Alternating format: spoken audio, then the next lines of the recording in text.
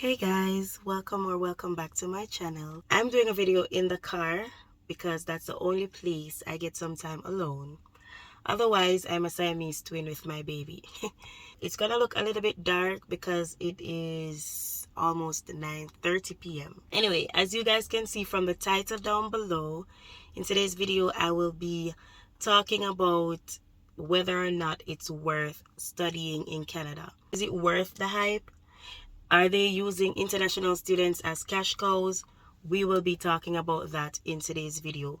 Now, bear in mind that everybody's experience is different. I'm basically just talking about my experience and the experience of many others. So if you're interested in this video, please don't forget to drop a like, share it with somebody so that they can benefit from it. Subscribe to the channel if you are new. Your comment is always welcome. So guys, let me just tell you from now that this video may be a little bit all over the place. So just pick out information that you can benefit from or whatever it is that you find useful. A lot of times people come to Canada using the study route just so that they can get PR, if we're to be honest, right? But you have to be careful with that because that can later haunt you or have effects. What do I mean?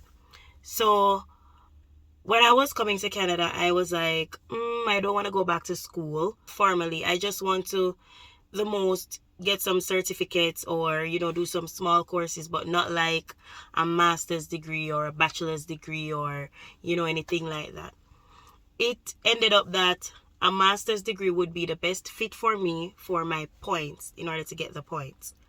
So that's why I did a master's degree. I was not really focused on what I really wanted to do. Some people will say, okay, after my bachelor's degree, I would want a master's in this. I was not focused on going back to school. So I was like, okay, since I have to go the study route, I'll just study whatever it is and just get the points. Do not make that mistake. What I should have done is I should have thought about doing something that I really love. No, don't get me wrong. I'm a very good teacher, but I don't feel like teaching is my passion. Like, I feel like I enjoy teaching, but I don't want to do it formally. So like tutoring or, giving you guys information on YouTube, that kind of teaching, not necessarily being in a classroom. So I really did not see myself teaching forever, but I did a master's in education. Why? Because I was more for the easy way out, and that is another issue. So I wanted to just do something where I don't fail anything in the process. And because I've been doing teaching most of my life, I feel like it would be the easiest thing for me to do. That's one. Two, I didn't do enough research to know that I could change. Well, I knew I could change my master's degree, but I didn't know I could change it to what I would have felt more at ease doing, right? So a little bit more research would have really shown me that I could have switched to that. Anyway, so those two things, make sure you do your research to see that if it is that you don't want to do something that your first degree is in, see how or if you can change, and if you want, you can always change. The second thing is that don't view it as, oh, I just want to come to Canada, so I'm just going to study. That is how people end up after school doing jobs that they're not being paid for. So I'm going to use myself as an example, and I'm just going to be vulnerable with you guys. You can always learn from my experience. The thing is, with education now, I'm kind of stuck in that field because my thing is, and I feel like ignorance plays a big role in it. Like, I really should have done more research. So I hope as many people can see this video as possible and not make similar mistake. So back in Jamaica, with a teaching degree, I feel, based on my experience and the experience of many others, I feel like you are the thing. In terms of, with a teaching degree in Jamaica, you can work just about any field.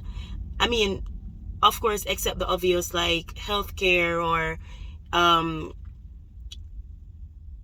certificate specific field would be out. But like once it doesn't require a specific certificate, like say healthcare or engineering, I feel like teachers have that edge where they're hired somehow in Jamaica. But over here, teachers are more limited in the sense that you're limited to education. So you have different things in education that you can do. You can be a teacher, you can be an educational assistant, you can be, just about anything in the education field.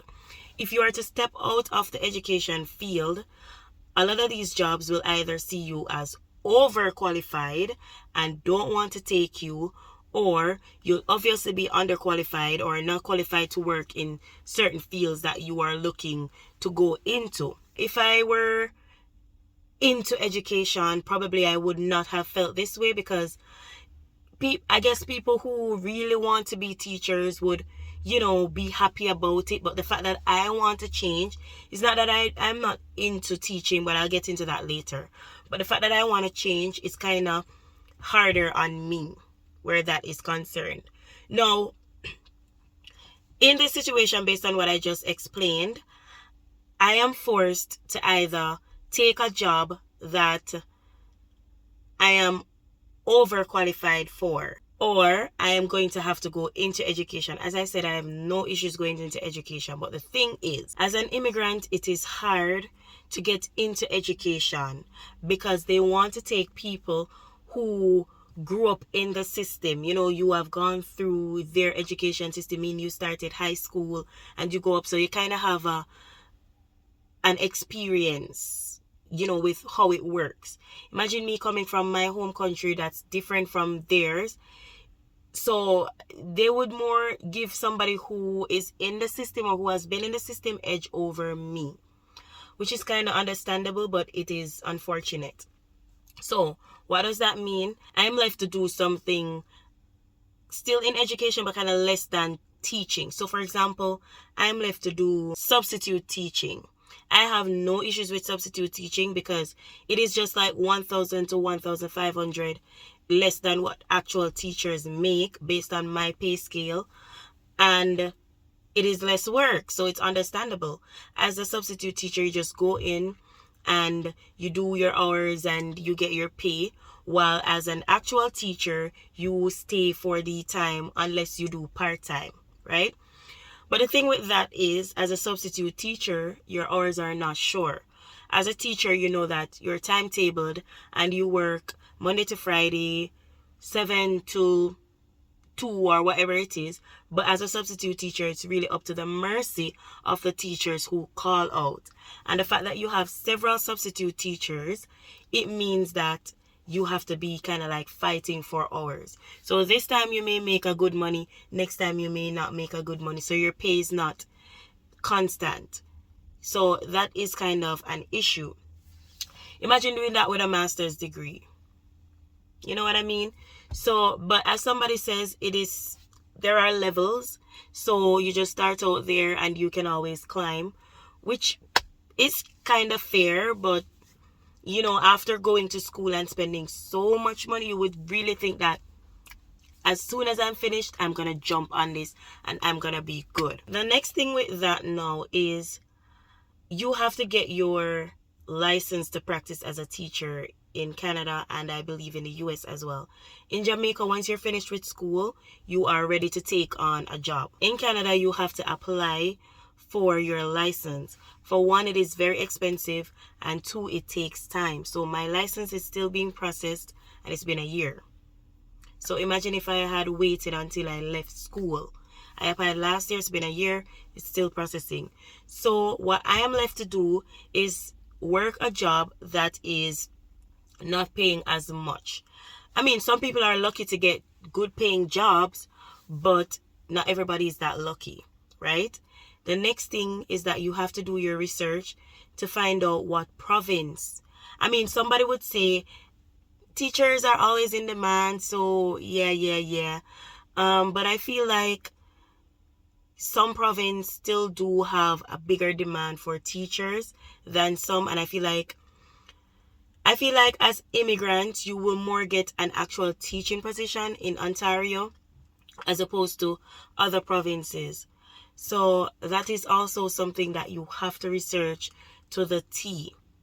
So having said all of this, please make sure, guys, that you do your research.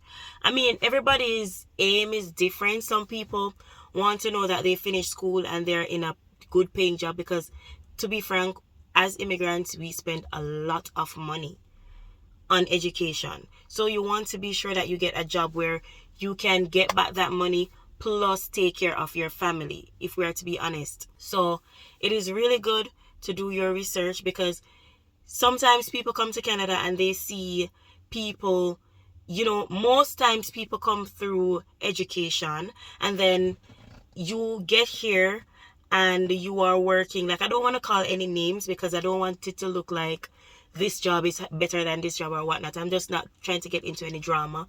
But sometimes after, studying in a professional field, you have to come and you have to take a minimum wage job, or even if it's not a minimum wage job, it's paying way less than what you're worth. A lot of people will come and say, oh, you're doing this and you have so many degrees, you have so many papers behind the name, why are you doing this? But it's the reality.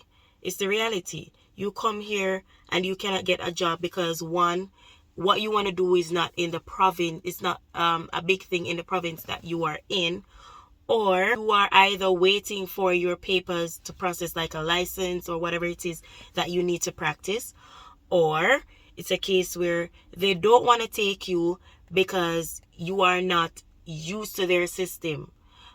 So it's very tricky. But my suggestion in all of this, or my piece of advice, aside from doing research, of course, is I feel like, and I'm not even sure about this, because like I said, anybody would say going teaching, you can't go wrong with teaching. Teachers are always in demand anywhere you go. But look at the situation now. But I still would say fields like healthcare and engineering or trade, you cannot go wrong with those. So healthcare, engineering, and trade. Why I say healthcare is I feel like healthcare is wider. So with a teaching degree, like for me, I did curriculum and instruction. If I don't teach, I can be a tutor. If I don't do tutoring, I can create curriculum or help with teaching strategies and all of that. But like I said, as an immigrant, they would prefer, obviously, somebody who is used to the system to help with creating their curriculum. But I feel like with healthcare, it's universal. There isn't any drug that is unique to Canada that won't, help somebody from Jamaica or something like that. That's what I'm thinking. Of course, I'm not in it to know the intricacies, but looking on, I feel like it is something that you cannot be out of a job for. And we all know that Canada needs healthcare workers. So that is also a big thing. If you look on how many pathways they have created, you will see more pathways for healthcare workers as opposed to teachers, as opposed to any other field. So I feel like you just can't go wrong with healthcare. And I feel like there are also other avenues in healthcare. So you don't have to be an RN. You don't have to be a surgeon. You don't have to be, what those other types. You can do your own practice. You can go to like a cancer society to work. You will always have a job. I feel like if I'm to go back to school, I would definitely go in healthcare. Like, you cannot go wrong with healthcare. So that is one thing. Also, I feel like engineering is always in demand. Like, I don't know the intricacies, like I said, but I feel like it's always in demand. I see in Saskatchewan that they always want administrative assistants and HR. While that is a good thing, I don't feel like they pay a lot of money. So if wanting enough money to take care of your family, then you can always go in those fields. But like, if you want to make that money that you went to school for, I feel like healthcare, engineering, and even the same teaching, like if you actually get a teaching position, you will make enough money to take care of everything and save. But if you start less than that, then that's where the money issue is for you. So I feel like I'm all over the place in this video, like I said, but I know that somebody will watch this video and kind of understand what I'm trying to say. You know, because I've been asked a lot of times if it's worth doing education in Canada, and I still stand, yes, it is worth doing it. You have immigrants who are making money in the education system. Also, you have people who teaching is their passion, so they will enjoy it. You know, it's like me doing YouTube, not being paid, but I still do it because I enjoy it. Some teachers, even if they don't start as teachers, like actual teachers, they will still enjoy it because the money is not far off, and it's something that they enjoy, right? So I'm not discouraging anybody from doing teaching or anything else that I did not mention as, you know, safe fields or safe areas. But all I'm saying is do your research on the province that you're going to see what job is in demand. When you're finished, you'll be able to get a good paying job so that you don't feel like you have to do this or you have to do that with your degree, because some people, their pride will just not allow it. And you don't want to spend so much money and then have to go back home still not getting the PR.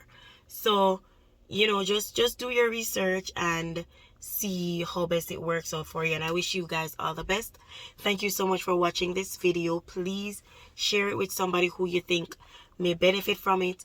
Don't forget to subscribe if you are new. Drop a like on the video and feel free to comment. Bye.